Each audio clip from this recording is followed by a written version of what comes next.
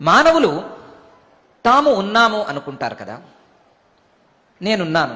నేనున్నానా లేదా అనే సందేహం ఏ మానవుడికి రాదు, ఏ దశలోనూ రాదు.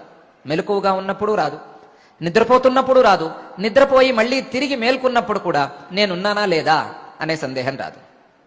నేనున్నానా లేదా అనే సందేహం నిద్రపోతున్న కాలంలో కూడా రాదు.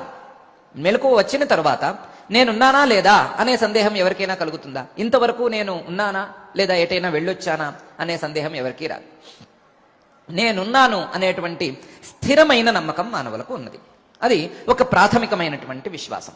అది తప్పుడు విశ్వాసం కూడా కాదు, సరి అయిన విశ్వాసమే. నేను ఉన్నాను అనే మాటను మానవులు ఎలా విశ్వసిస్తున్నారు? నేను ఉన్నాను అని సాధారణంగా ఏ మానవుడైనా అలా నమ్ముతున్నాడు.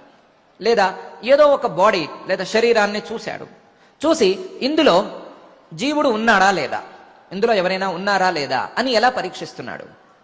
అంటే ఆ శరీరంతో లేదా తన శరీరంతో ఏదో ఒక ఇంద్రియాల ద్వారా పని చేసినప్పుడు, ఒక ఇంద్రియం ద్వారా ఏదో ఒక జ్ఞానాన్ని తెచ్చుకున్నప్పుడు, ఏదో ఒక ఇంద్రియం ద్వారా ఏదో ఒక ప్రమాణం ద్వారా తను